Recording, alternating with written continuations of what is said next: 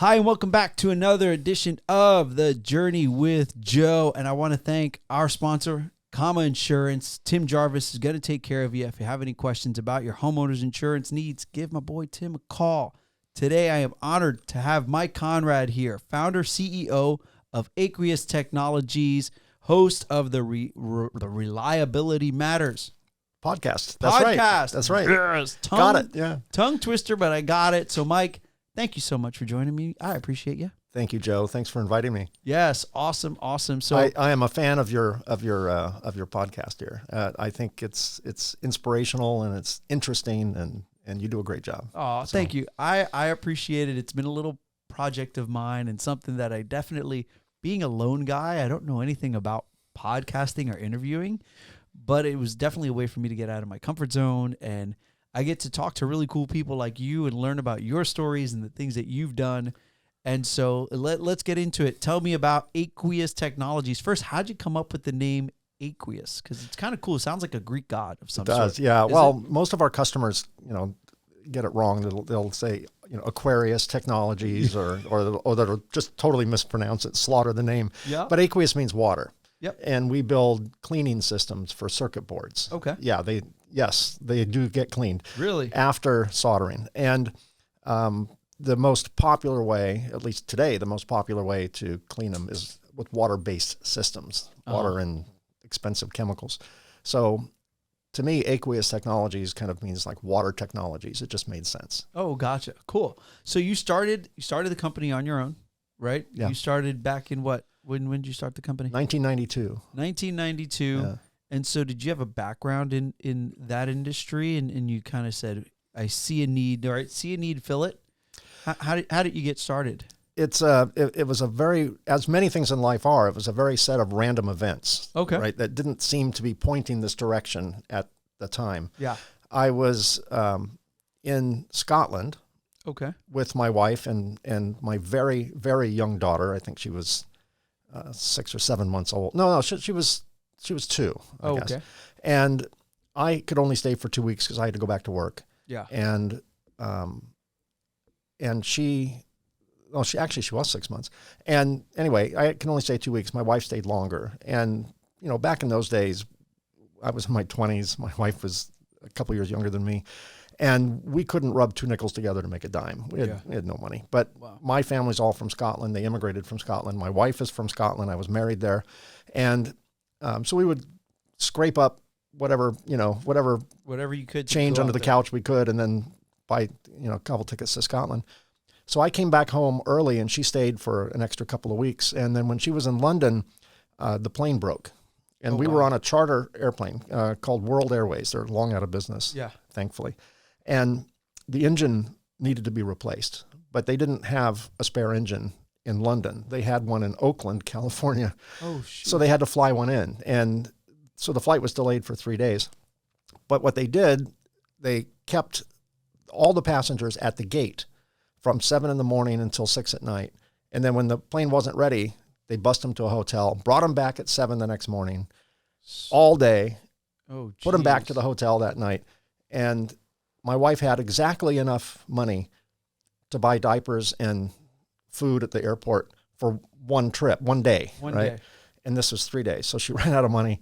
And she met this older couple who really loved our young daughter and offered to help watch her within the gate area and would buy her lunch and dinner. And they just really befriended her. And over the course of a few days of conversation, they said, where's your husband? And she said, well, he had to go back to work. What does he do? Well, he's a sales guy. He sells stuff. Yeah. And he said, well, we're starting a new company in Southern California. We lived in Northern California at the time. And we're going to be looking for a salesperson. And if he ever wants to work for a startup company, have him give us a call. Oh, wow. So she told me about it, but I didn't really take it in. And then probably about 3 or 4 months later, I had, the typical bad day at the office. And I was very frustrated, and I thought, hey, I remember that conversation. You still have that guy's card? And she said, yeah. So his name was Jack, so I called him up, and I said, Jack, you don't know me. It's, a very belated thank you for taking care of my family at the airport in London. And are you still looking for a sales guy? He goes, well, no, we just filled that position, but I do have an opening in production. I said, okay. So he flew me down the next day. Okay. I had an interview, and he hired me. And you'll hear this throughout our conversation today. I'm guilty of having exaggerated expectations. I'm the eternal optimist. Everything is okay, right? Okay. And will be okay. So I thought, a startup, I'll go there. I'll work for a couple of years. I'll sell my stock options and drive back to Northern California in my Lambo, and with a moving truck towing my Ferrari. Right? Yeah. That's just the way it's supposed to work. And of course, it didn't work that way. But so we moved the family down. I worked there in production, which I hated. Yeah. But he ended up firing the salesperson, and then I got that job. I was the number 2 employee, so I got that job. And then I was happy. I was, very, very happy, and I was good at sales. Okay. I knew nothing about the industry we were in. We were building soldering equipment for the electronic assembly industry. Okay. That's the industry I'm in now. And so everything's good. What I didn't realize is that the type of soldering machine that he was selling as a new company had a shelf life on it of about 3 years, because the technology in our industry was changing, and that machine would be obsolete, completely obsolete in about 3 years. I didn't know that because I didn't know anything about the industry. You were just like, sell the product. I'll sell the product. Yeah. So at the same time, now go to 1989, the U.S. and 10 other countries signed a treaty, an environmental treaty called the Montreal Protocol. Okay. What's the Montreal Protocol?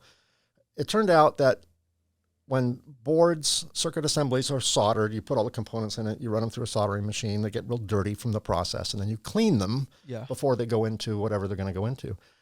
Well, the solvents that were used almost exclusively to clean those boards were about to be banned, and there was going to be a 10-year phase out. And it was major. Our industry was freaking out because there was no drop-in replacement. Oh, dang. And I thought, there's got to be a better way. So I started experimenting with some ideas using water and environmentally responsible chemicals, and made a few experiments in my sink. Yeah. And it kind of worked. And like, okay, well, maybe I can buy a dishwasher and convert it to do what we want to do. So I pitched the idea to my boss, and he said no, he's not interested. I'm like, well, what we're selling, we're basically on the Titanic, and it's slowly sinking, and we need to do something. And he's like, no, just keep selling. And so I was frustrated because I really thought this was a good idea. Of course, I didn't have a lot to base it on. It was just hunch. So I sweetened the pot.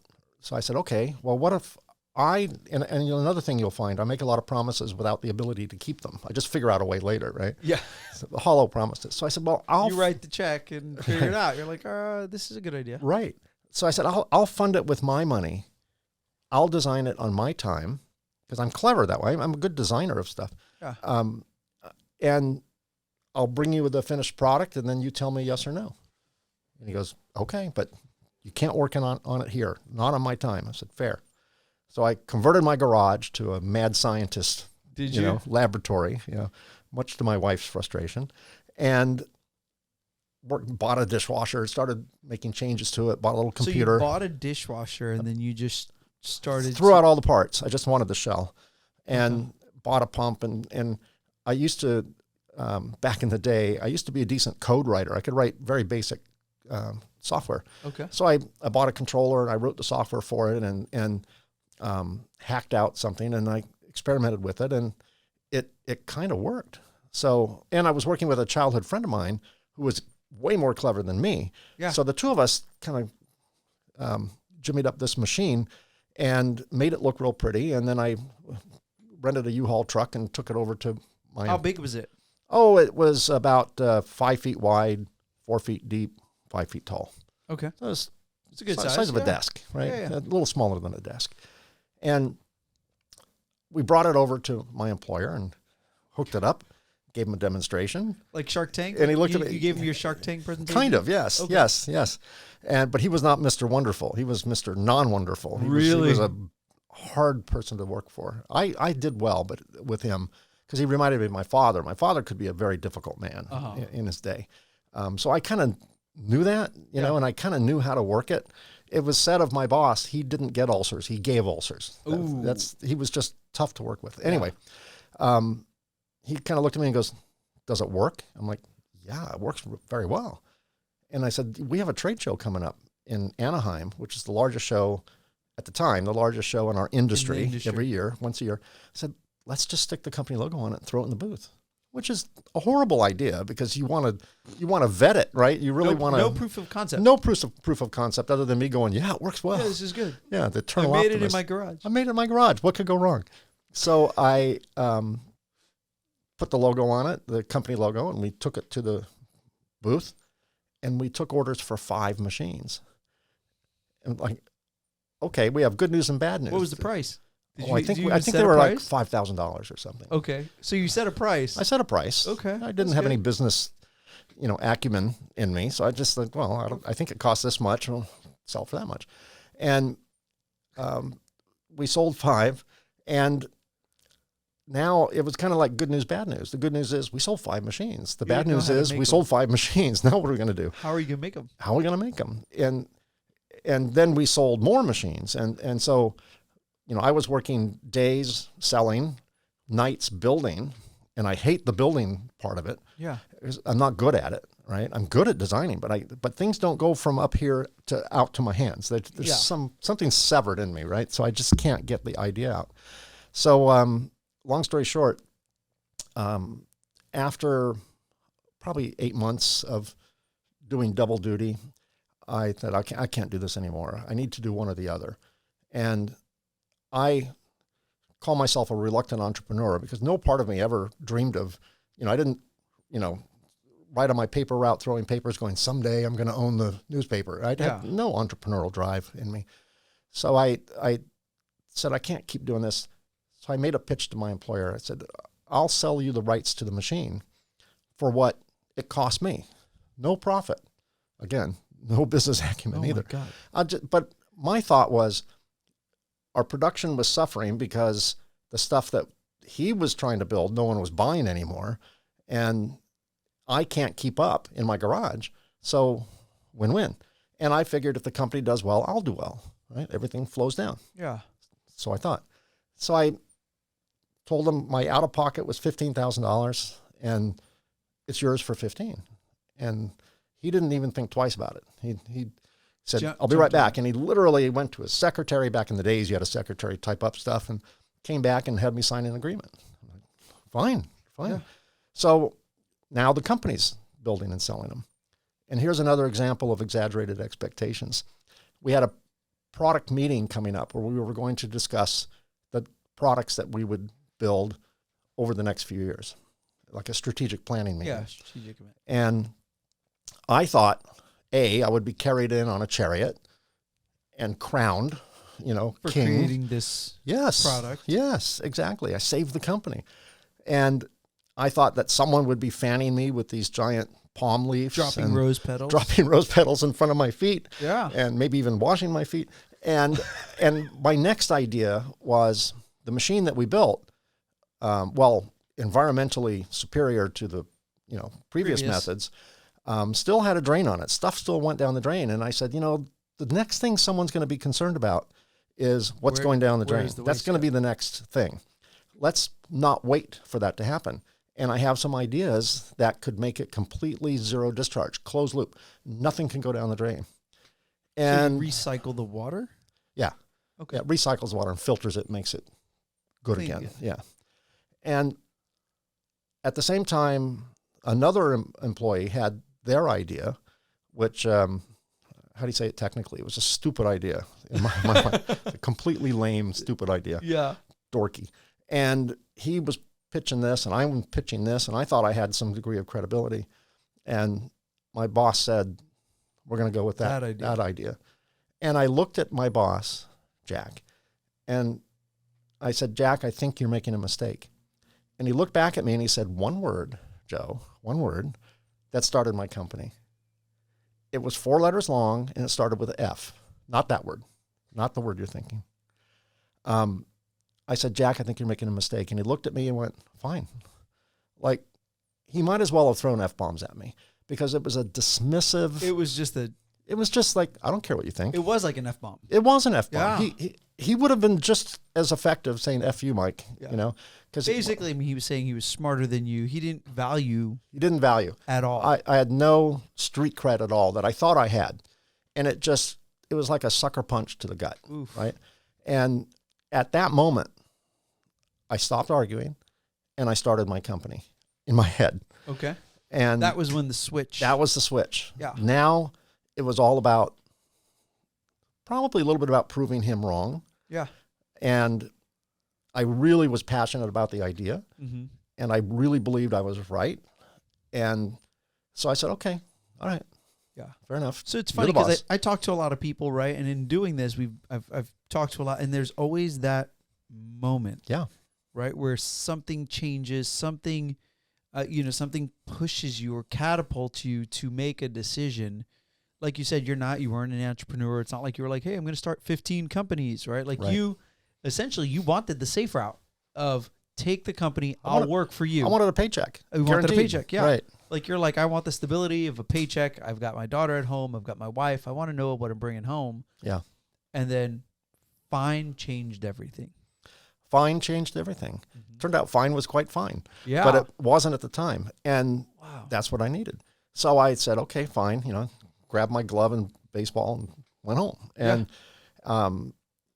see, I threw that in there for your benefit. Thank you. Right? Okay. Appreciate the baseball. Yeah, you're welcome. That was good. So I went home, told my wife how unfair the world was, and Woe my is boss was a me. jerk, and Yeah. woe is me, Yep. and I was ripped off, And she said to me, "Is it a good idea?" I said, "Yeah." She goes, "Why don't you just do it? Why do you expect someone else to pay for it if it's that good?" And that was another light bulb moment. I thought I was going to have to do a lot of convincing, make a lot of bargains with my wife, to talk about quitting a job, right, when we needed the money. And she's just like, I believe you. If you say it's good, then maybe we should just do it. And she was working full time at a bank, so we could at least make the mortgage payment, and we had health insurance through her. So, and it would have been really tough because we needed my income too. But at least we had enough to at least keep going, right? And I don't know how we were going to build a company at that time, but I just said, okay, fine. Yeah. So I went back to my garage, converted my garage again to a mad scientist studio. I'm picturing this like Walter White, like you've just converted everything. Yeah, right? only instead of meth, it was dishwashers. It was dishwashers. Right, exactly. That's so crazy. Yeah. So I started experimenting with basic designs and testing, like not even prototype, pre-prototype, just testing the designs. Yeah. Not concerned about how it was going to look, just seeing if the design would work. And once I got to the point when I thought I had something, I started thinking, well, ethically, I should probably leave the company because I'm definitely... You're there. I'm there, and I don't want any trouble. So I gave my notice, and I was very explicit in my written notice. I said, I gave a 2 weeks notice, which is, of course, customary. And I said that I have some ideas that I want to pursue, and if my ideas are successful, I might end up being a competitor. So if you'd like me to leave right now, I will. If you'd like me to stay for 2 weeks, I'll stay. But I want it to be fully disclosed what my intentions are. And he asked me to stay for a month. So I'm like, okay, he's not concerned. So I stayed for a month. On my way home, I left early because what are they going to do, fire me? I left at noon on my last day. On my way home, signed a lease on a multi-tenant business park, a little 1,200 square foot warehouse. Yeah. In Chino, down the street from next city over from where I live.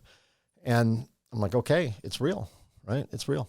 So I started, first thing I had to do was build a prototype that looked like a real machine. It was literally held together with 2x4s on the inside. All the panels were held up with pieces of wood and duct tape. And I bought some instruments, and I didn't even have them programmed. Do you have like a picture of it? I do. Somewhere home? Yeah. You have to send that to me. I'll send that to you. I would love to see. I'll send that to you. It was just a very basic machine, but I set up, I bought these little shop lights, and I clipped them on to top of ladders to create my version of a studio. Yeah. No Photoshop back then. So, and I couldn't afford an ad, so I ran a press release in an industry trade. and press releases are free. And I said, the company name, Aqueous Technologies, we're just releasing this machine, blah, blah, blah. And I caught the attention of many potential customers because they all knew me because I was in that business. Because you were in the field. Like, Mike, we wondered where you went. Yeah. But I also caught the attention of my former employer, Jack. And I know I caught his attention because someone came to our parking lot, pulled out of their car, walked into the lobby, asked for me. Yeah. You've been served. Oh, Jack. He had to do it. So he had to do it. So I get served, and they served me with 11 causes of action. I can't remember all 11, but one was breach of contract. You really pissed him off. I pissed him off. He was not fine anymore. He was not fine anymore. But we'll get to this point. Breach of contract. And when I pointed out there was no contract, he says, yeah, that's because you stole it. So theft of documents, breach of fiduciary responsibility, even though I wasn't an officer, misappropriation of trade secrets, unfair business practices, shooting JFK, kicking puppies, taking candies from babies. Jack went deep. He went all in. Yeah. And it turns out that's what you do. You throw as many things against the wall and see what sticks. So I called him up after a few weeks, after I settled down a little bit. I called him up, and I'm like, okay, I'm going to be a big boy here. Called him up and said, Jack, I don't think I did anything wrong. I think you don't think I did anything wrong. But the last thing I want to do is see you in court. So let's just work something out. And he started laughing. And he says, you think you're going to make it to a trial? He goes, I'm going to bankrupt you before you get there. And then I realized what his intentions were. They were not that he felt wronged and he wanted to adjudicate the wrong. Yeah. He wanted this was a business wipe move. You out. It's going to wipe me out. Because you were competition. Yes. Yeah. And I pissed him off. And you pissed him off. I pissed him off. So he wasn't going to stand for that. Well, I had raised, back up a little bit, trying to get money to start my business. First we charged up all our credit cards. We drained our bank account. Yeah. We had no reserves at all. And I went to a bank. I wrote a business plan. I didn't know how to write a business plan. So I went to a bookstore and sat in the bookstore on the floor, reading as many sections as I can, trying to memorize it, and going home and typing on the typewriter. Early days of word processors. And I did a business plan. I took it to a bank. I had exaggerated expectations. I thought, okay, this is a good business plan. The bank will say yes. And of course, the bank was kind enough not to say no in front of me. They waited a few days and mailed me the Dear John letter, right? Ooh. As did the 3 other banks I applied to. So, geez, 0 for 4. Yeah, exactly. Yeah. So I thought, good at cleaning machines, bad at business. Bad at business. So I went to my dad. Now I knew my dad would say no because my dad, he's an immigrant, and he lived the American dream. Risk averse. Totally risk averse. Yeah. Very frugal. Never had a car with air conditioning because why do you need air conditioning? Just roll down the window, go faster. Mm-hmm. His personal philosophy was if you need something, figure out a way you can live without it. If you cannot live without it, then buy it. So very, very frugal. And I knew he would say no, but I figured I'll at least polish my elevator pitch, right? I'll try. Yeah.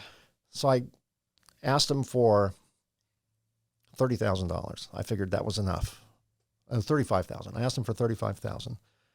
Presented a business plan. And he said, okay, let your mother and I think about it, which is, from childhood is code for no. Yeah. Right? I just want to tell you, they don't want to see the tantrum now. They're delaying the tantrum. Kicking the can. Yeah. So a few days later, he summoned my wife and I back to the house, and we went to the house. And I was already prepared with my concession speech, and I get it, Dad. Yeah, I get it, Dad. Thanks for listening. But he said, your mother and I discussed it. So I'm like, here it comes. And he said, we don't think $30,000 would be appropriate. $35,000 would be appropriate. I said, totally get it, Dad. He goes, you're going to need 70. That's the same look I had. Wow. And jaw drop. And he loaned me $70,000, which his money was all, whatever money he had in an investment. So he took a second on his house. Wow. Talk about pressure now, because, if I screw up with my money, different. If I screw up with his money, major. So even the bank's money is not as bad as losing his money. So he loaned me 70. Well, then we got sued, Yeah. and that 70 was gone in 3 months. Oh no. Gone in 3 months. I had to pay Jeez. this huge retainer. We started doing depositions, which cost money. You have to pay for the stenographer if it's your or the court reporter if it's your depot, and we had to hire some expert witnesses, and it was just the money. The sucking sound you hear was my startup capital gone. Man. And then we got to the point where we were totally out of money. In fact, it was so bad at one point that now you can buy stamps online, stamps.com or whatever. Yeah, whatever it is. Back then, you bought a postage meter from the post office, Uh-huh.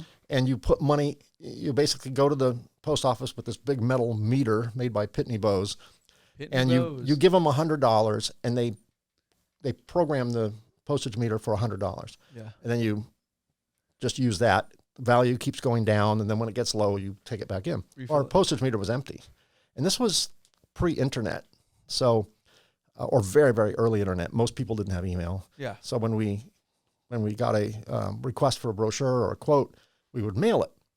I didn't have any money in the postage meter, and the minimum I think we could put in was $100, which might as well have been $1 million. So I started going through our office garbage cans, looking for envelopes that had a stamp on it that wasn't properly canceled. Oh. They take that stamp and they mark the stamps. You Yeah. can't reuse it. Well, sometimes If they it miss. wasn't, if they missed, And I found that's a enough duplicate. stamps that didn't have a cancel mark on it that I was able to cut them off and tape them to the envelopes and mail them. That's how bad things Damn. were. And then one day I got a phone call from a customer who wanted to order a machine we had previously quoted. And I knew I didn't have the money to buy the parts. So I couldn't in all good conscience. Fulfill the order. I couldn't take do it. the order. I couldn't do it. Nothing was changing. We were out of money. So without any thought, without any fear, I said, okay, Joe, I'm glad you want to order. Our terms are half down. And Joe goes, are you kidding me? We're not going to pay half down, because at the time I think our machines were about 10 grand. So you're going to have to pay us $5,000 because you're a new company. No way we're going to send $5,000 to a new company without getting anything. And I, without fear and without even arguing, no pushback, I said, I totally understand. If I were you, I would more than likely have the same response. But without that, we are unable to sell you a machine. Those are our terms. And they bitched and moaned about it, and they ordered. Wow. And then the next company, You same said thing. half down. half down. And they bitched and moaned about it. And we're like, yeah, we've heard that before. Yeah. And they ordered. And we didn't lose a single order. So we took half of the half, Yep. sent it to the attorney. The other half of the half, we Build bought the parts. machine. Yeah. Then when we got our final payment, we took half of the half and sent it to the To the attorney, and attorney. the other half payroll and lease expenses and, Yeah. overhead. And that got us by. I mean, barely, Wow. but it got us by. It got us kind of over now, the were hump. people doing that at the time? Nobody in our industry Right. was doing that. No, I We could were- imagine nobody, because I'm thinking like layaway before it was layaway, right? But this is different because you were saying, I've given you nothing. Zero. Like, all I'm giving you is an invoice. In you're- good faith that will come through on it. Yeah. Right. And they're just saying, Very okay. risky. Some of that was probably because you had a reputation already. Some of it, but not them everyone knew but me. Not everybody knew you. Yeah. They just really needed what we had. Because that was back when? 80s? 90s? Well, that would have been Early? late 80s, early. No. That would have been, I started Aqueous in 92. So that would have been 92, 93. Okay. The Yeah, lawsuit nobody ended was doing that. at the end of 93. So it was probably 94 even, Wow. right around there. The internet was still very new. You're a Internet- trendsetter on lots of things. Right. Pay me first. Right. But the interesting thing is I didn't hesitate to do that. Yeah. That was a bold thing to do. But to me, it wasn't bold. It was, you see these horrible films like the World Trade Center where people are jumping out of the World Trade Center. Yeah. Who in their right mind would jump out of the World Trade Center? Well, if there's a fire, you make the path of least resistance, right? For sure. You don't want to burn in a fire, so you do something else. And to me, it was like burning in a fire. It was like, well, I'm going to die either way. Yeah. I've got But I have a chance if I jump out the window. I have a chance. And to me, jumping out of the window was changing our terms to get money up front. Well, your back was against the wall. No choice. 100%. It was that or just close the doors. Yeah. Yeah. So why not? Yeah. It was a kind of a Hail Mary pass, but I didn't even view it as that. I was just like, well, that's just what has to happen. Yeah. So we got over that hump. And then we got a bit complacent. We started accepting orders on terms again because cash flow got a little better. We started offering extended terms when someone wanted to pay, over 60 days instead of 30. And then we started taking 180-day terms. And then I was convinced, because everyone told me this and it made sense to me, we need to grow. You need to grow your business. So I put 100% of my effort into growth. Scale. We got to scale.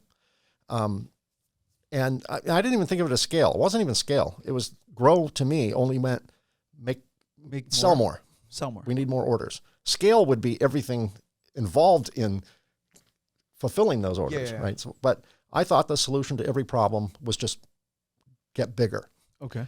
And it turns out, unless you scale properly, the bigger you get, your problems rise too. The tide raises all boats. Yeah. In fact, in many cases, the problems become exponentially larger. Yeah, bigger problems. And then I started looking at our growth over the years, and I noticed that, we made a lot more money when we were this big. Now that we're this big, we're making less money, and we're working harder. And we had passed through several sweet spots. And I realized that growth is a luxury most small businesses can't afford. Because if we want to double our business, we need a bigger facility. We need more people. We need to buy more inventory. Yeah. We just need so much more. And then you have to grow into it. Mm-hmm. It's like when you buy clothes for your kid, you and your wife have probably done this when they were younger anyway, growing fast. You probably bought a size maybe a little too big. Yeah. So it would last maybe 6 weeks instead of 3. You buy the 2T or you buy the 12-month when they're 6 months. Exactly. Right? Yeah. They'll grow into it. Correct. So you have to do that with business. You have to invest in the future, but you have to invest in the future with the funds of the present. Yeah. And they're contradictory. So at one point I realized that we're working so hard, and we're successful, but we're working so hard for so little, and there's got to be a better way. And I hired a consultant. Okay. And she came in and just rocked my world. She came in and really, she was scary because her ideas were totally counterintuitive. And in what way? She wanted to grow bigger, or one example smaller? was, we gave someone wanted a price on one machine, and what if I bought 5? Well, if you buy 5, they would be more or less, Joe. They should be less. Less, yeah. Right? Why? She goes, does it cost you any less to build 5 over 1? And I'm like, no. And she goes, and if someone ordered 5 machines and they all want them delivered on the same date, is that going to disrupt your production for your other customers? I'm like, well, yeah, but we'll just work overtime. She goes, so it costs you more. She goes, you should charge them more. I'm like, are you crazy? If I tell my customer, if the more you buy, the more you're going to have to pay per unit, they'll think I'm nuts. Just as nuts as pay half down. Up front. Right. So things like that just counterintuitive.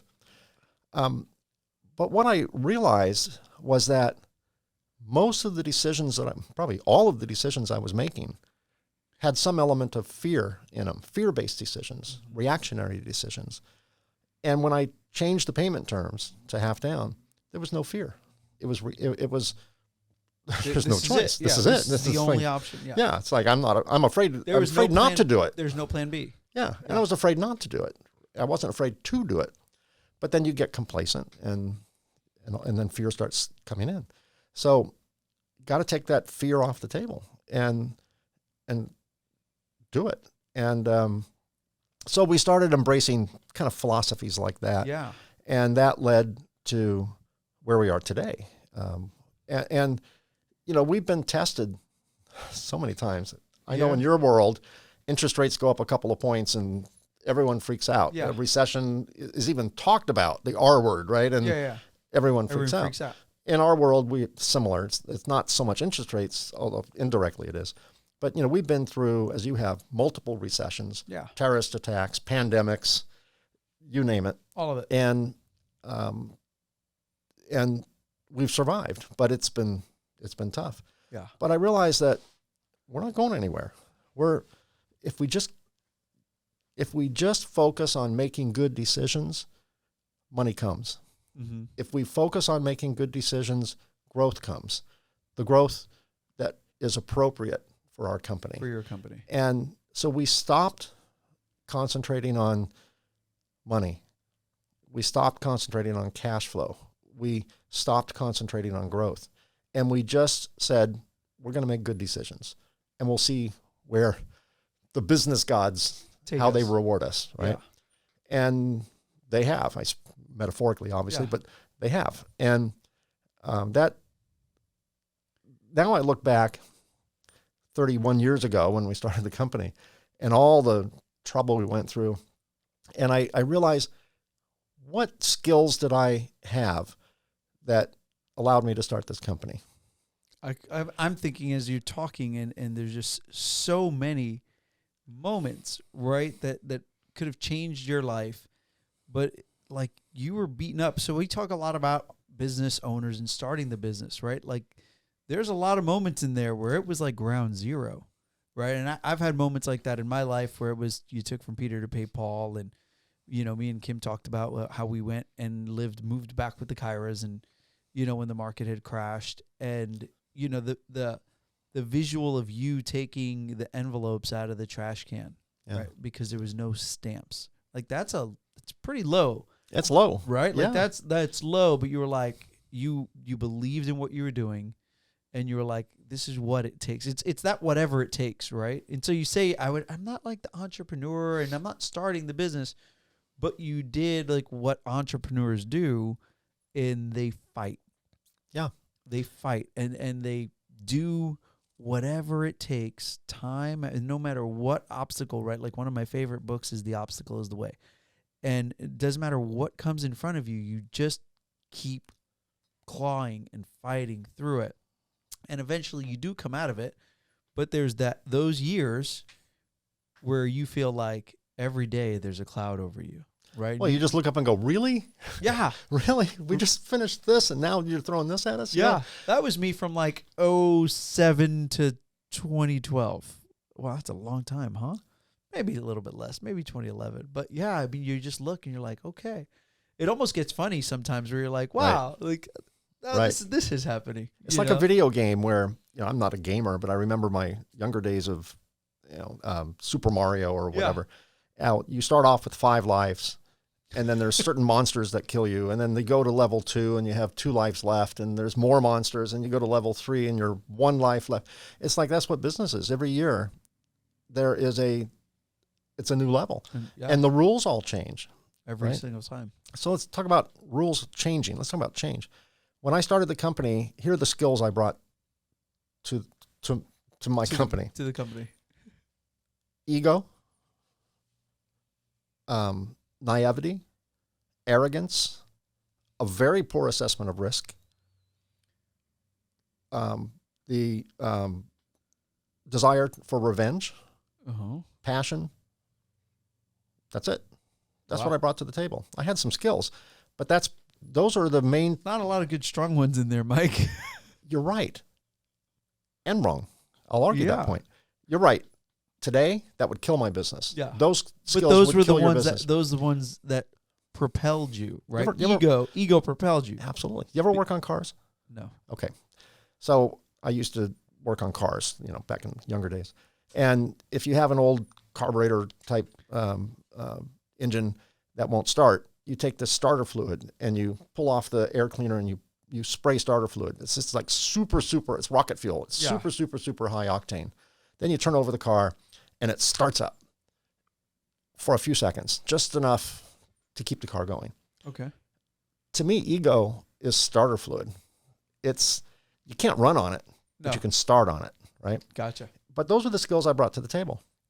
And thank God, because the U.S. Bureau of Labor Statistics this is the naivety part. Yeah.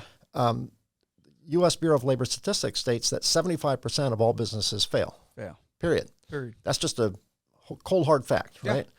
And if I had known that and believed that, would I have started the business? Maybe not. Mm-hmm. Fear would have set in. Reality would have set in. You'd have been like, I have a 75% chance of failing. Right. So there's the poor assessment of risk. There's the naivety. So I am grateful for that horrible that. skill set, Yeah. because without it, I wouldn't have started against all odds. You wouldn't have taken the first step. No, I would have had the first punch and I would have been, I'm out, uncle, right? Yeah. Or the lawsuit would have came and you would have just folded. Yeah. Right? You would have said, we can't compete against this guy. We're not going to fight him. Right. Don't have the money to fight him. We don't have the money to fight him. Yeah. But my arrogance and my desire for revenge took over, and it gave me the fuel to plow through that. And then I realized that every business owner, from you to everybody, you have to shift your skill sets as the company starts to grow into a different level. And it's like, I'll go back to cars again. It's like a manual transmission. You ever driven a stick shift? Uh-huh. Okay. So you start in first. You can't go far in first, but you can't start in fifth. You have to start in first. Very high leverage. Everything's spinning fast, but your car's not going fast. Yeah. And to me, first gear is the ego, the arrogance, the naivety, the poor assessment of risk, the passion. That's first gear. So thank God for first gear. But at some point, if you want to go beyond the intersection, second, third, and fourth, you have to start shifting. And those shifts are, in this analogy, different skills that you either need to learn or acquire, like hire. Hire, yeah. So I used to be in the early... This is a great analogy, by the way. I like that. This is like gold when you think of, even me thinking of myself, right? Like from from first gear to fifth gear, it's so different. So sorry to interrupt. No. I love this. Yeah. So you just need to develop these new skills. And I had to take my ego, which is still alive. I had to put him in a cell and kind of lock the door. And I let him out to play once in a while, but because you can't make ego-based decisions for very long. And you just need to shift into a different category of skill sets. There was a time when we were a young company where I could say, without ego, although it sounds egotistical, that I was the smartest person in the room. Yeah. And that wasn't to say how smart I was. That was to say I couldn't afford very smart people. If you had a pulse and are willing to work for this much, you're hired, right? Yeah. The entry level was low. Yeah. Yeah. Today, my goal is to be the stupidest person in the room because I consider myself pretty bright. And if I'm the stupidest person in the room, I'm surrounded by very smart people, really smart people. And I'll be in good shape. Yeah. So now it's... Sorry if we're bringing you down today, because we're definitely not the smartest. You're definitely the smartest guy in the room today. Oh, buddy. Well, no, I don't think so. You and JJ the pillow back there. There you go. Yeah. Yes, there you go. Oh, man. So you just have to constantly adapt. Yeah. And do you think that helped you shifting into those other gears over time, right? As far as being around smarter people and learning from them and having those people in your company, like having those people part of your circle? In hindsight, yeah. Not in the present moment, no. Not in the moment at the time. I still thought I was, the morning and the noon and the night of my company. Okay. And there wasn't anything I couldn't figure a way out of. Okay. And MacGyver my way out of. And, I had this, I like to call this magic wand. I would come in, there'd be all these problems. Yeah. I'd wave my magic wand and the problems would go away. Fix them all. Totally fix them all. And that served me well for several years. Yeah. One day, almost literally, one day, walked in the office, problem. Pulled out my magic wand. Mike's here, don't worry about it. Waved my wand. Nothing. Oh, shoot. Wave my wand. Nothing. And I realized that doesn't work anymore. The company outgrew that. It needs a different method of solving a problem than the prior method. And that's when I started to realize that I didn't have the skill set appropriate for the company size. So now what do I do? So I'm not a huge reader. Sorry to say, almost embarrassed to say, I'm not a huge reader. But I went out and bought a business book. I actually bought it. I didn't sit on the floor and read it like I did the earlier book. From Jim Collins called Good to Great. Oh, yeah. And he basically studied pairs of publicly traded companies. Schick and Gillette are good examples. They both make shaving products, right? They sell the same stuff to virtually the same people.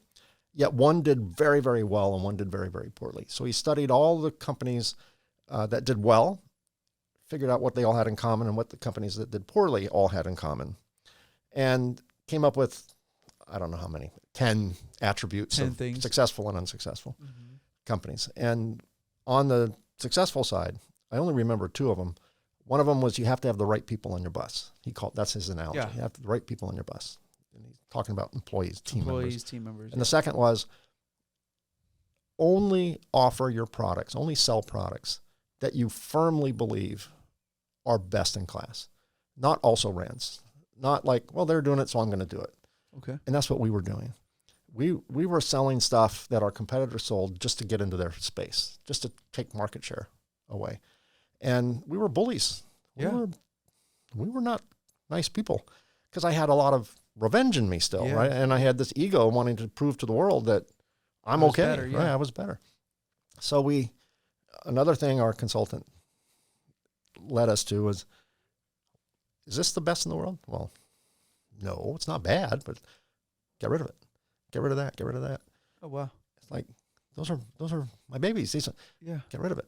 And again, just like jumping out of the building, like, okay. So we fired products. We fired some customers. We realized that the way we were advertising was attracting toxic customers. Oh, geez. I'm sure in your world, you've had happens. experience with like, oh, please don't call me. Yes. Right. The best thing you can do to your competitor is refer them, right? And let them, like a Trojan horse, let them go eat them up from the inside. Yeah. But we had that. And it turned out the way we were advertising was very boastful, very arrogant. Okay. We're great, they suck. Almost in those words. It was, I look back and I'm embarrassed, you know. Oh, geez. And we were ruthless and coming out of where we came from. So we completely stopped all advertising. We used to exhibit at 13 trade shows a year. We went from 13 to 0. Wow. We stopped doing email blasts. We stopped advertising in magazines and digital versions of that. We stopped exhibiting at trade shows. Cold turkey. Dang. In the industry, I got a call from my competitor once. Hey, Mike, he's from Texas. This is my Texas accent. This is your Texas accent. Hey, Mike, this is so-and-so. I'm just calling to see if you're all right, because I noticed you're not attending the show. And I'm like, thank you, I'm fine. You know, that was just his way of trying to get some intel. But what we did is we replaced all of that noise with education.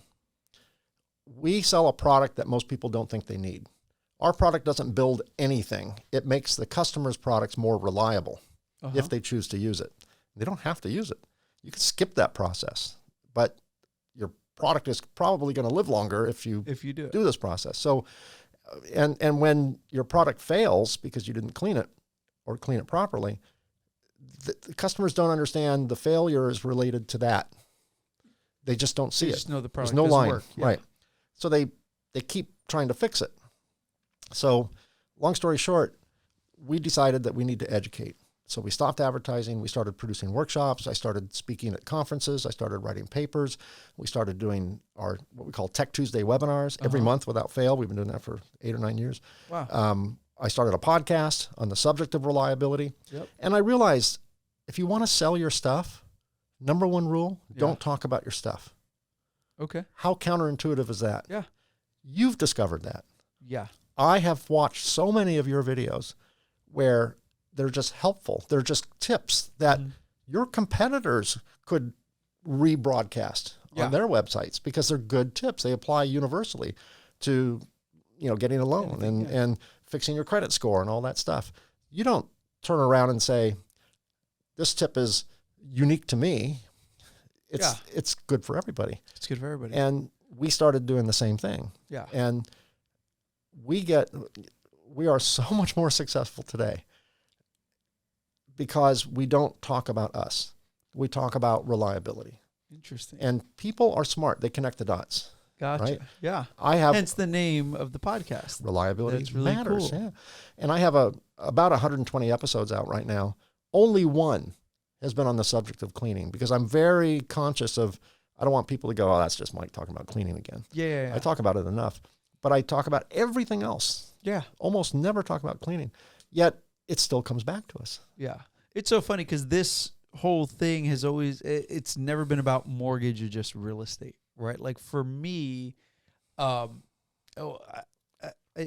not what it's about, right? It's about talking to people and hearing these amazing stories and being able to share this sort of stuff with other people, maybe people within your industry who didn't know, right? Like they see your podcast or they see you speak at an event and they don't know the lawsuit, like some of the stuff, right? Like Yeah. I think that's so cool because the reason that I had started doing this was because you look at successful people from afar, right? And I've known you for a long time and we've never had this deep conversation. This is really super cool. But you see somebody from afar and you're like, their business is well, got good family life, they're doing that. Like, must have been easy peasy. Right. Right. And then you hear the story and just, you worked for the company, you sold it for 15 grand. Like they basically robbed that from you, right? But it in all likelihood, I gave it away. You gave it away. Yeah. You're like, here you go. The guy couldn't write you the check Fast faster. enough. Yeah. And then, you have that moment where it's like, fine. And you go, I need to do this myself because nobody's going to do this for me. And it's just been so cool. So kind of what you're saying, right? Like, you don't talk about your product per se. For me, it's this isn't about mortgage or anything like that. It's talking to people and hearing stories and realizing I'm not alone, which is kind of cool. And I think other people can connect with that, right? Mm-hmm. And realize like, oh, wow, like I'm starting my business and this is hard right now, right? And as we kind of put these little videos and stuff together and we'll share them where other people will see and be like, all right, this is what I'm going through in starting my restaurant or starting my computer company or starting my whatever business, widgets or whatever it is. You have to go through that stuff. I feel like there's no shortcut. Yeah. Right. It's a rite of passage. Mm-hmm. And I'm not sure if the camera can see the sign behind your head. I think it can. Thankful, grateful, and blessed.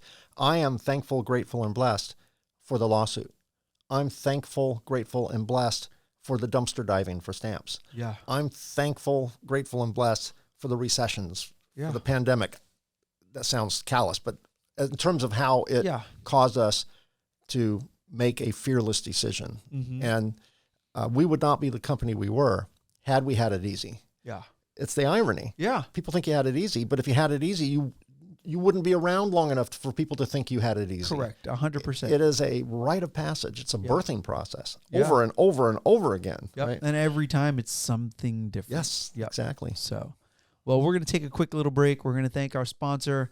And then we're going to come back. We're going to do a little fun question thing here with Mike. So stay tuned for the second half. Are you sick and tired of watching your annual insurance premiums go up every single year? If so, give my buddy Tim Jarvis a call at Comma Insurance for a free estimate and a look back at your insurance, whether it's home or auto. Tim is going to do a great job. He's going to shop around with different companies that he works with to make sure that you are getting the best deal possible and stop the bleeding of that payment going up each and every renewal. Tim Jarvis at Comma Insurance, he is the man. Give him a shout, 562-883-3944. That's Tim, 562-883-3944. Tell him Joe Soto sent you. Now back to the show. All right, we're back with Mike Konrad, and I've been playing around with the little AI. So, Little chat GPT. little chat, all these crazy sites and all these different things that we can do. I signed up for a program to teach me how to use it more, and so I'm super intrigued. Right, I love gadgets. I love tech. Aside from mortgage, I'd probably do something in the tech industry if I wasn't doing loans. And so as I'm messing with ChatGPT today, I say, what question should I ask Mike Konrad for a podcast? And it went, who? No, it gave me 10 questions to ask Mike Konrad. And it's you. I'm pretty sure it's you because it's talking about soldering. And so I figure, let's have a little fun. Let's ask. Let's go and see what I'm curious to hear what it wants to know about me. It wants to know. And I was impressed. It gave me 10. I was surprised. So let's run through these quick. Ready? Can you tell us a bit about your background? And if you've answered already, we'll skip through. Tell us a bit about your background, how you became involved in the field of electronic assembly and soldering. Yeah, missed flight. We talked about that. Missed flight. Yeah. Okay. So, and this is straight from the computer. I changed nothing, not one word. It was cut and paste. What are some of the biggest challenges facing the electronics assembly industry today, and how do you think they can be addressed? Yeah, there's a huge challenge facing the electronics industry today, and I'll throw a question back at you. Electronics, like a circuit board, is bigger today than it was a few years ago, or smaller today? Way smaller. Way smaller. Yeah. Miniaturization. Yeah. So there are components that are being automatically placed onto a board and soldered on that are so small, you could probably fit 100 of them on your fingernail. Wow. And if you drop them, you'd never find them, right? They're so small. And we're putting thousands of those things on a computer. Just look at your, iPhone. It's a supercomputer. Supercomputer. It fits in your back pocket. Yeah. And it has cameras and all that. So miniaturization is really tough in our industry. And in my world, cleaning, it's been a godsend, because the amount of residue that a circuit board can tolerate without affecting reliability is directly proportionate to the spacing between the components. Oh, wow. And as the component spacing gets very smaller. almost non-existent, Yeah. the amount of tolerance for residue becomes proportionately less resistant. And so as circuit boards are getting smaller and smaller and smaller, that is driving people toward what we do. Yeah. And you've heard of the phrase IoT, Internet of Things. Okay. It's a major thing in our industry. It's basically taking standard devices and making them connected devices. Okay. There's a toothbrush sold right now that connects to your home Wi-Fi, and it has these gyros in it, or these sensors in it that can detect movement, and it can tell what time little Jamie or Johnny brushed their teeth, how vigorously they brushed them, when they brushed them, how long they brushed them for. Jesus. And harsh environments are also very challenging for electronics. They like a nice, nice, cool, dry environment. And because of IoT, Internet of Things, we are putting electronics into clothes, into sports equipment, into shoes, into cars. Yeah. And that is challenging for our industry. And the harsher the environment, the more likely the product will suffer field failures due to contamination. Ah. Rah for harsh environments. So, but not just within the cleaning world. There are many other worlds within our industry, as much as I think it's just all around us. Yeah. But for electronics in general, miniaturization and the exploitation of devices into harsh environments are very challenging. Yeah, because they're everywhere now. Yeah. They're everywhere now. It's super cool. What are some of the most common mistakes people make when it comes to soldering, and how can these be avoided? Well, soldering's not my specific forte, but damn you, chat! Come on. The most, maybe they got a different mic, Konrad? No. I used to be in soldering. Okay. There are so many mistakes. I mean, soldering is the key. If you can get a cold solder joint, which means the part is stuck but not well. It's not actually a homogeneous, one fluid piece of metal. It's just like glue, and that can fall off. That's bad. When soldering is done, you have to have this profile. It can't heat up too quickly. It can't cool down too quickly. It has to hit a peak temperature for a period of time. And there's all these profiles that are sophisticated. You get those. We're to the point now where they have to be dialed in. Perfect. It used to be very forgiving. It's not forgiving anymore. It has to be dialed in perfectly. Otherwise, you end up with all sorts of reliability issues. Oh, wow. Okay, cool. Can you walk us, this is another soldering question. Apparently, chat thought you were into soldering. Can you walk us through the steps involved in a typical soldering process? What are key factors to keep in mind with each step? So you start off with a stencil. If you ever, if you want a T-shirt that has a print on it, design on it, you use a stencil. Same thing. You take these stainless steel stencils that have these tiny little holes, little apertures, and you take solder paste, which is about the viscosity of toothpaste, maybe a little thicker, and it's basically ground up little tiny spheres, little tiny balls of solder with this really thick flux paste. And you put the board underneath You put the stencil on top. It lines up with all the metal pads on the board. A squeegee goes across and transfers the solder paste to the right part of the board. Yep. And then the board goes through to another machine called a pick and place machine, where the components are automatically taken from a reel and mounted Put on the board. Upwards of 120,000 parts per hour. Jeez. I mean, it's so fast you can't see it. Even if it 60 frames per second wouldn't even capture it. It'd still be blurry. So it's mounting the boards, and then the boards go through optical inspection, which in real time takes a picture of it and knows if a component is on backwards, if it knows if it's askew and not lined up to the pad properly instantly, and flags it. Really? And then assuming there's no defect, it then goes through into an oven, what's called a reflow oven. That oven can be 20 feet long. It has usually 5 to 7 zones. Each zone can be programmed with a different temperature, and that's how you control the ramp rate. So you can control the heating and the cooling. And then when it comes out the other end, the board is soldered. Okay. All the components are properly soldered together, hopefully. And then it should, best practices, go to a cleaning process to wipe off all the sins of the process. Shameless plug. Not always does. There's some people that just don't clean it, but that would be best practice. And then it goes on for more inspection or some rework or whatever. Interesting. That's the process. That's how your phone is made. There you go. What role do materials science and chemistry play in soldering, and how have the advantages in these fields impacted the industry over the years? 30 years, you've seen lots of changes in the industry. Yeah. At the same time, the biggest one is miniaturization. Miniaturization. At the same, what the government gives, they take away, right? So what the government gave us was the Montreal Protocol, which got rid of the solvents, which opened up a space for us. Yeah. At the same time, necessity is the mother of invention. Mm-hmm. At the same time, a new technology came out called no clean flux. It was flux that could be put on a board that left what they claimed was no residue. Yeah. And no visual. Impossible. That sounds impossible. Well, technically it is impossible, but I'll give them this: benign residue. Okay. Less harmful, and invisible residue. So there are 3 segments of electronic production. We call them Tier 1, Tier 2, and Tier 3, or Class 1, Class 2, Class 3. Class 1 are electronic flea collars and electric toothbrushes, where if they fail, nobody dies.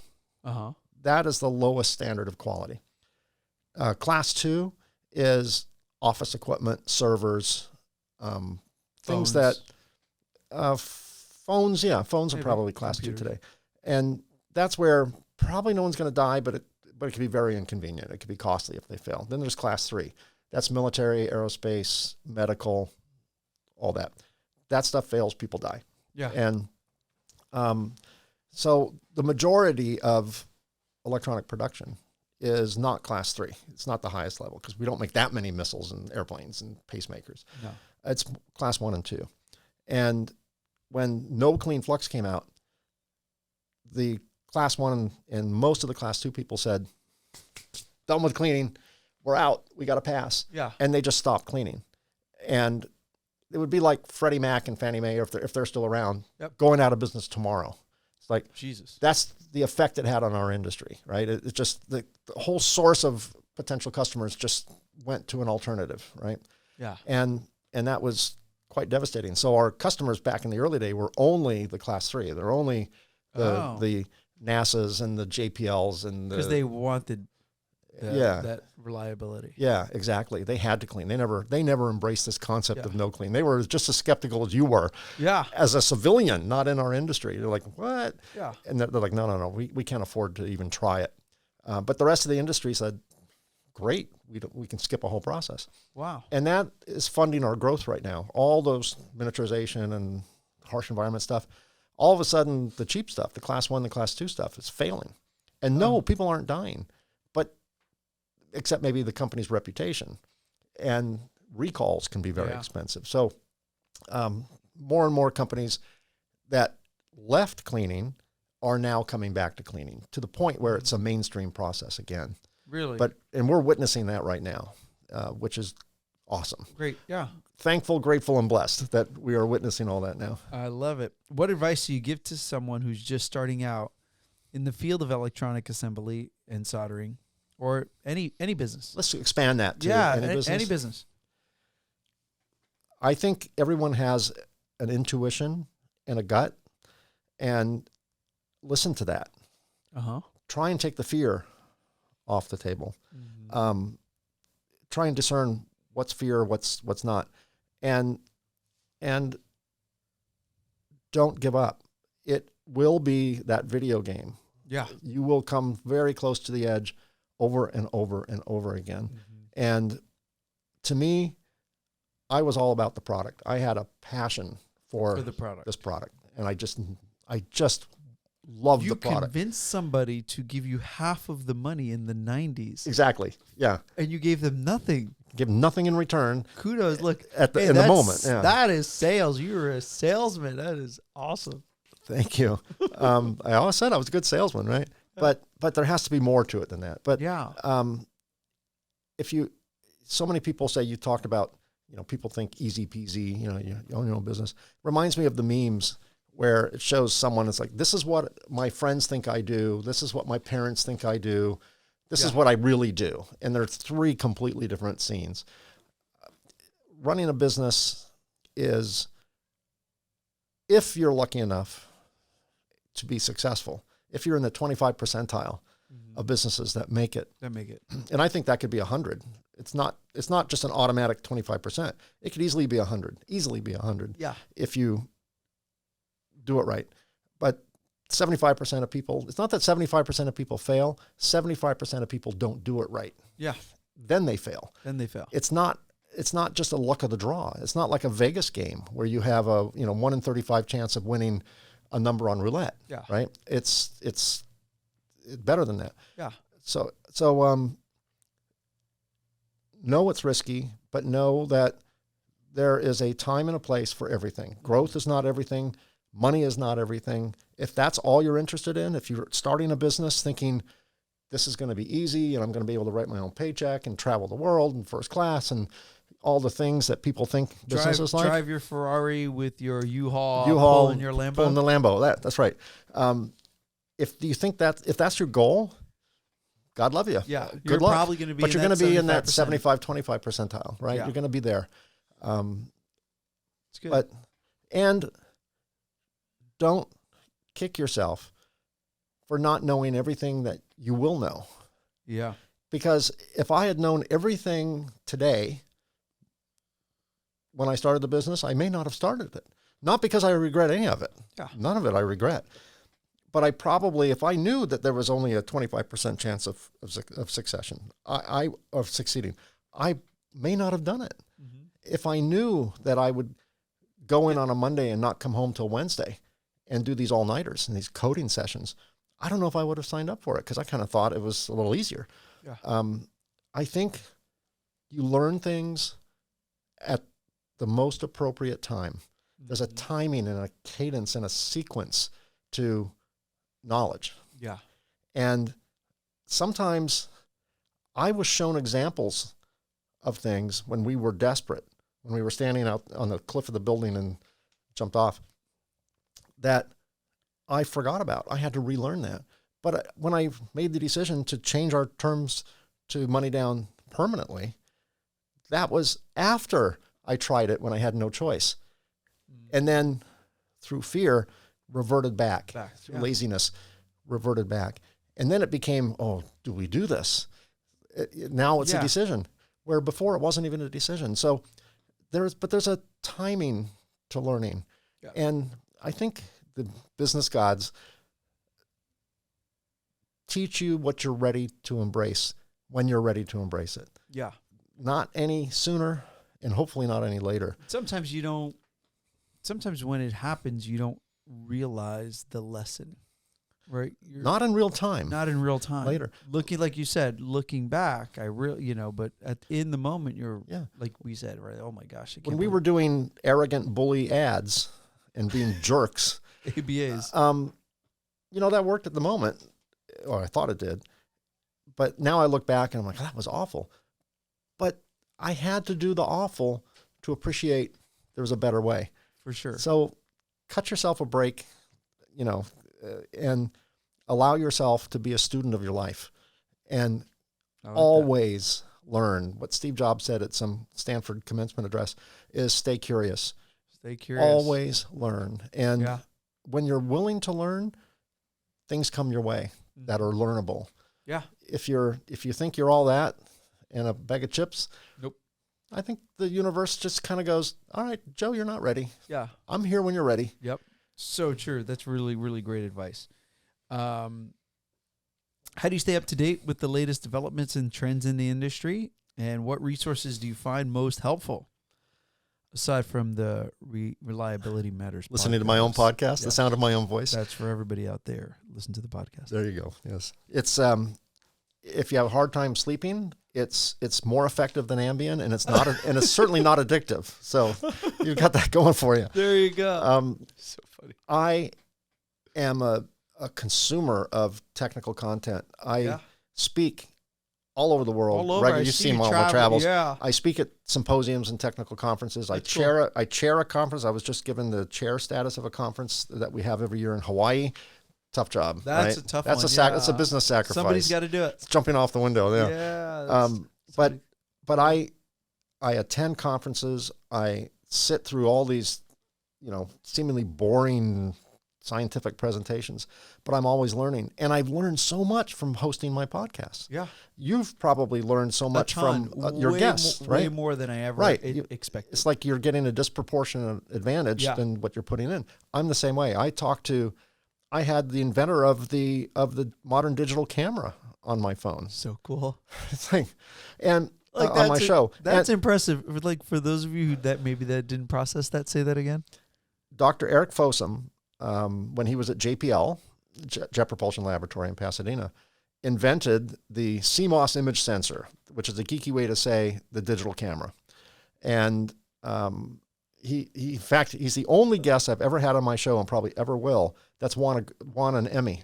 Wow, that's cool. Technical Emmy, but it's still an Emmy, right? So I have Emmy-winning people on my show. Yes. I don't think I'll ever get an Oscar-winning person. But anyway, I learned so much from all these, I'm talking to scientists and PhDs and heads of companies, and it's crazy. And I'm learning so much. And people will say, man, you ask good questions. I'm like, it's because I'm relatively stupid. I don't mean that quite literally, but I don't know. And I ask questions because I'm curious. I ask questions that I want to know the answers to. Yeah, that's good advice. And it turns out everyone else does too. That's good advice for anybody out there, right? Ask lots of questions, seek counsel. I always say that, right? Because you always have to be learning.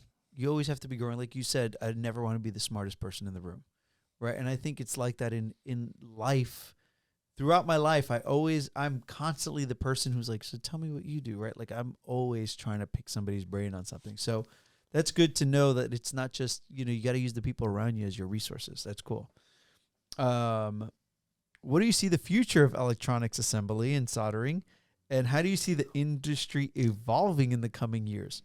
The industry that's now. That's a pretty good chat question. That's right a there. great. That's right? a very relevant question, Dude, particularly today. Hey, that was good. The industry is exploding right now. The electronics industry. During COVID, so many industries were hurt during COVID. Right. For sure. Like anything to do with services, bars and restaurants, and God love them because they had no plan B. They just shut down. But the electronics industry stayed rocking pretty good. Really? Not because everyone started making ventilators. That was part of it. But electronics run the world. And everyone wants their gadgets. Everything now is electronic. And there are circuit boards in almost everything now. So we're very fortunate to be in this time in this industry. But the future will be more and more electronics. The CHIPS Act, which was signed by Congress and by the president, puts trillions of dollars into the economy, and a lot of that, a majority of that, is into semiconductor manufacturing and the electronics industry, building reliable chargers for EVs. Right now, they are completely unreliable. 50% of them at any given time are broken.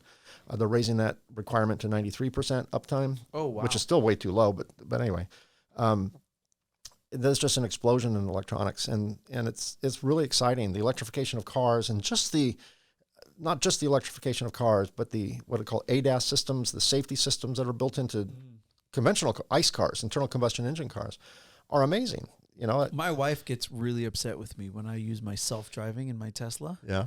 I can't imagine that that's safe, but I use it all the time. Well, it's probably not as safe as it will be tomorrow. And then the next day it'll be even safer.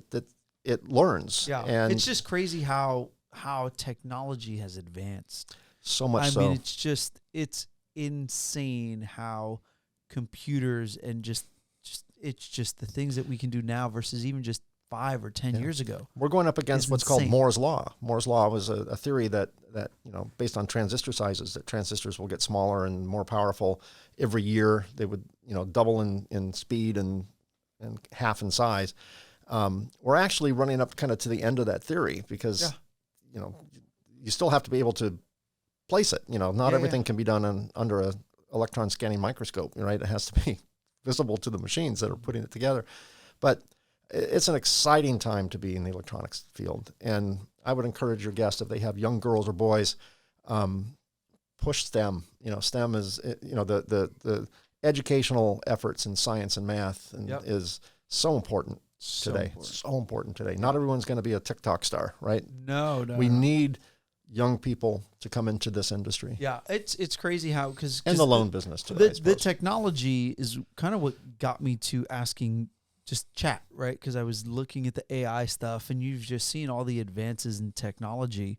And I think I even saw something where they said that there's robots that are doing surgeries. Yeah, sure. Right? Like it's just wild. Yeah. And the guy in the webinar that I'm studying was like, we're going to get to a point where you're going to walk in and the surgeon's going to be a human and you're going to be like, yes. I got this shaky old man. He's going to do my surgery. Like there's no bots around that can do this for me. Right. I mean, we're not there yet, but it's coming. No, we are there where there is robot assisted surgeries and sometimes the surgeon's not even in your state. The surgeon might be controlling the robot. With this joystick in another venue.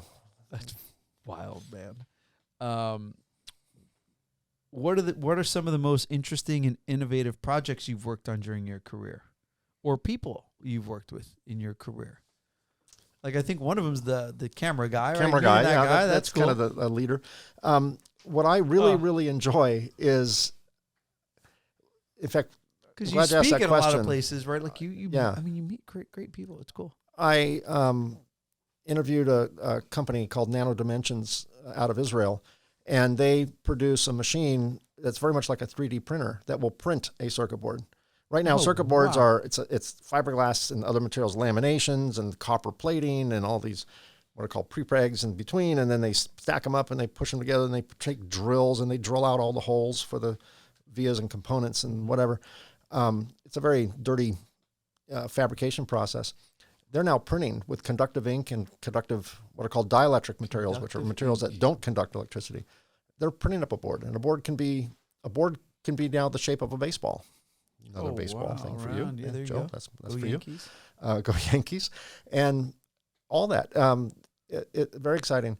And what whenever we get an order from a customer, we print up a sheet on the customer, information sheet on the customer and what they build.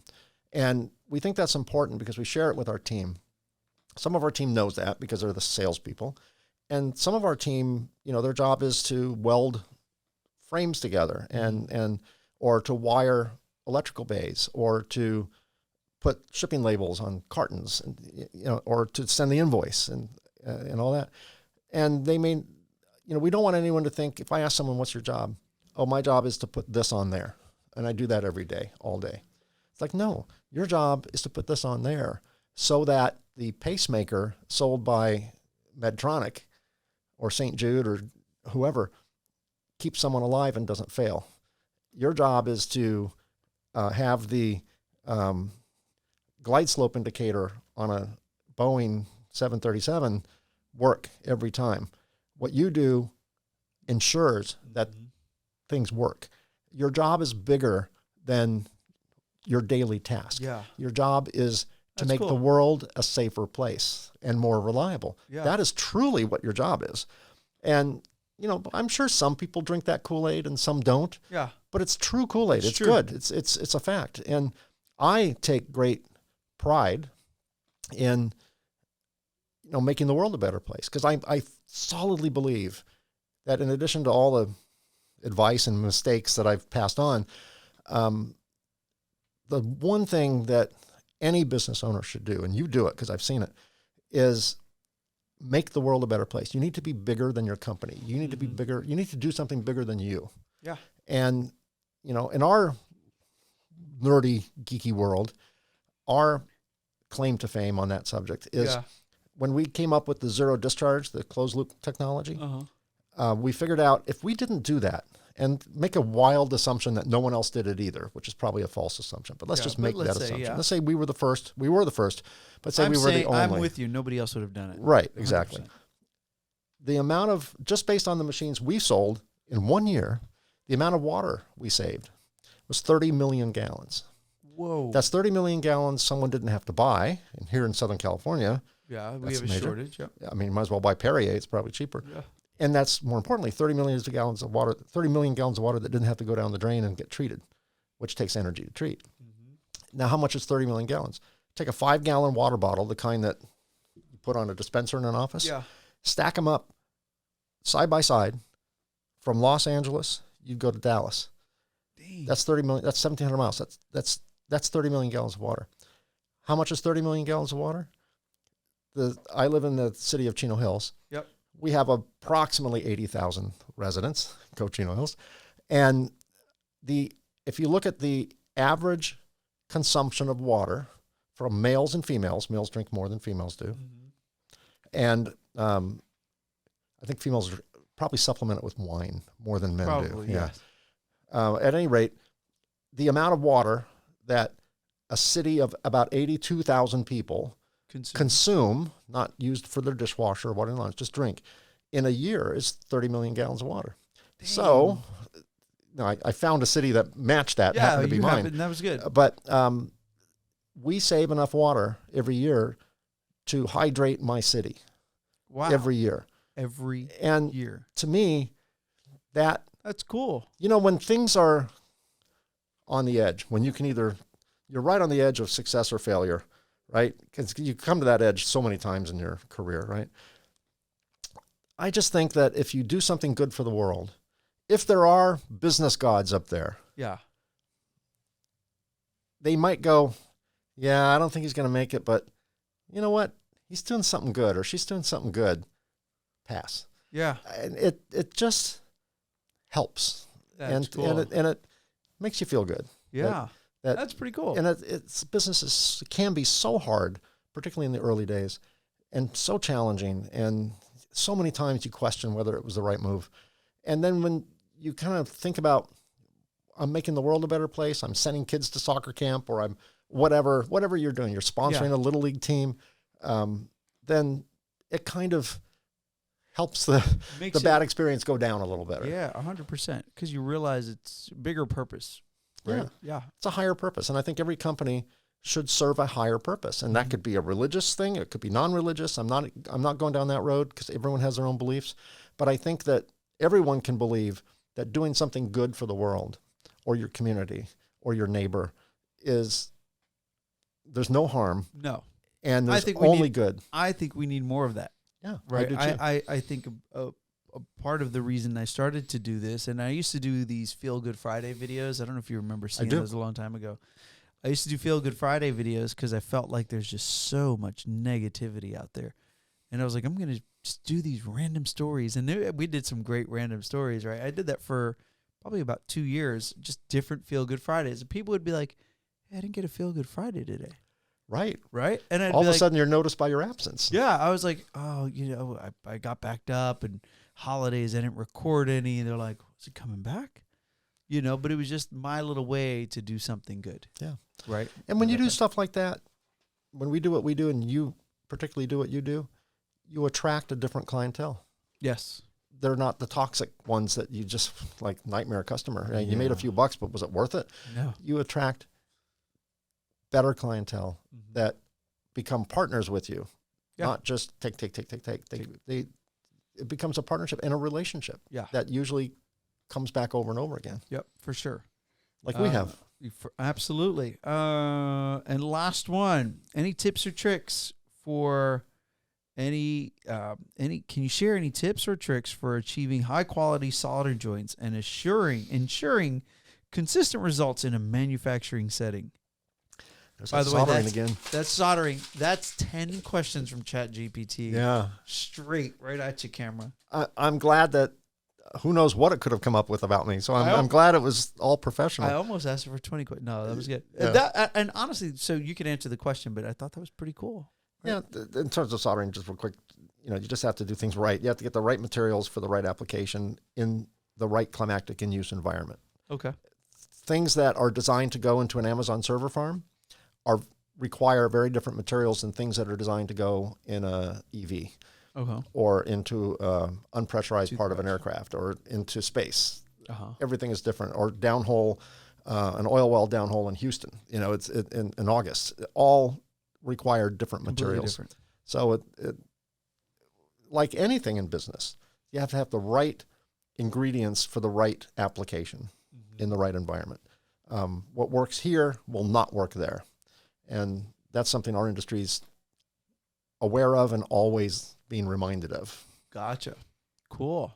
Well, that was pretty cool. The questions from from chat. We'll see which way that goes. With chat. Yeah, we'll just see where that takes us in the future. So where do you see the business? You got to be close to retiring here sometime soon. I'm kind of semi-retired. What do you see next 5 years in the business or anything like that? If you kind of Well, my son-in-law and his team run the company now. Yep. My son-in-law Shout out to John. Shout out to John, my boy. And it turns out they run the company way better than I ever did, Joe. I was the visionary. I was the creative force in designing all of the machines that we sell. I designed. And I'll gladly take credit for that. But I was never a good business person. I did what I had to do so I could get my product out there. I was never great at it. I was okay, right? And it's been said the enemy of great is good. I was good or good enough. I wasn't great. And when my team came in, they started developing standard practices and procedures and procedure manuals. I'm like, I got it up here. And there were times when we were afraid to fire somebody that really needed to be fired because he was the only one that knew how to do one thing, right? It's like, oh, we can't fire him. Job security.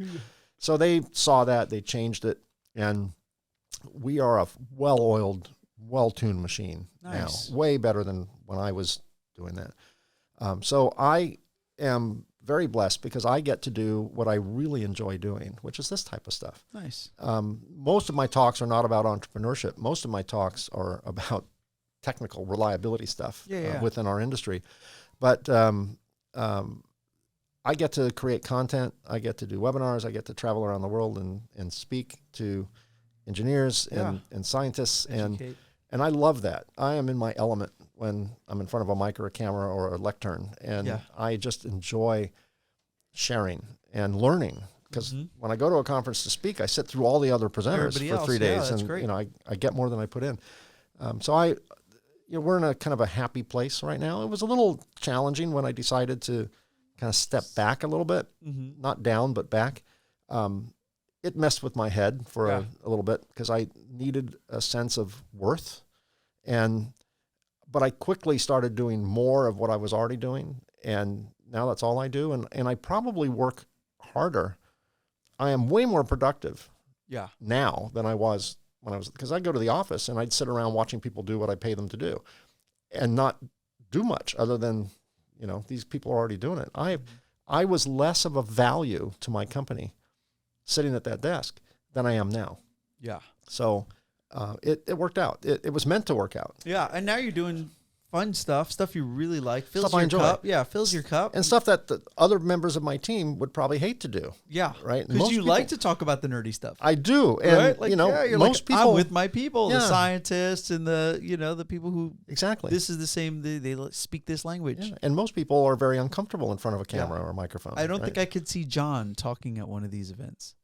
I've seen John talk a lot, but usually it's not on the subject of, reliability and cleaning, and he'll pontificate on many things. Yes, that is very true. That is very true. He's a pontificator. But, no, that's kind of cool, because now you've gotten to the point where you're doing more of this fun. I'm saying it's fun stuff, but it's stuff totally fun. That fills your cup, and it's cool, and it's valuable to the industry. And it's valuable to the industry, but valuable to the company, right? Because you're still keeping the company. It all comes back, right? So it's still, in a way, sales, right? Because I think everything is sales. Everything is sales. Whether you're putting stuff in a box and putting a label on it, or sweeping a floor, or answering the phone, everything is sales. It all makes the company image. But yeah, we do this. I like to do it, but it's also, there's a little bit of savvy in there. Not that I'm savvy, but I think the decision to do this is a bit savvy, because it's all marketing at the end of the day. It's all brand awareness and image and credibility and doing something good for the industry that helps the industry, because the tide raises all boats. 100%. So it's just win-win. It's not just win-lose. It's win-win. Yeah. Yeah. I love it. Well, Mike, I appreciate you coming and spending some time with me and sharing your story. And definitely, I know you've touched and reached some other people. So it's really, really super cool for you to be here with us. Well, I'm so thrilled that you invited me. And next time, I won't come out in the rain. Think about Southern California. I love California. I'm a California boy. I know you're a New York boy, but there are two types of drivers in California rain: those that do 90 and those that do 9. Yes. And I was constantly just weaving like an old video game from the 80s in between the speed demons and the 9 mile an hour people. Oh, it's like everyone handles rain differently. Yeah, nobody knows. You're from New York. You're used to rain, weather. Snow. I don't care. I just go right. Whatever. Yeah. Exactly. But thanks for having me. And I really enjoy your podcast. I think what you're doing is really good and inspiring too. I appreciate it. So make sure give a quick plug to the podcast or website or any of that fun stuff for everybody out there. Well, reliability matters, although it's a very geeky podcast. So if you're not into the electronic assembly space, feel free to view it. But like I said, it might put you to sleep. My website, we have the company website, which is Aqueous Technologies, but my website is MikeConrad.com. Yep. Konrad with a K. Konrad with a K. And that just talks about, it just gives links to the podcast, and there's an entrepreneurship page. I do public speaking. Nice. Mostly at colleges. I've done some open grand openings for companies, but I travel to Dartmouth every year. I'm invited to speak to their graduating class. This year I also added Rochester Institute of Technology. Go New York. Go New York, yeah. New York. Western New York, not quite Brooklyn, That's but all right. it's New York. It's in your state. It's beautiful up there. Yeah, I was there. And in the 6-degree snowy weather, serious talking to their too. students. They get serious snow up there. They do, yeah. Well, there's a big difference. You go a little bit north, Lake Effect and all that. Yep. But I enjoy doing all that. I enjoy talking about entrepreneurship. I enjoy sharing my story. Yeah. And if I can be of help to one person who's sitting on the fence thinking, do I do this myself? I started my business when I was 32. And that, by some of your audience might think that's old, right? Yeah. And it's never too late to do it, if that is what you want to do. Yeah. Just go in eyes wide open. Cool. Well, thanks again. I appreciate it, and super grateful for everybody out there. Quick thanks to our sponsor again, Comma Insurance, Tim Jarvis. He's the man with the plan. Give him a shout.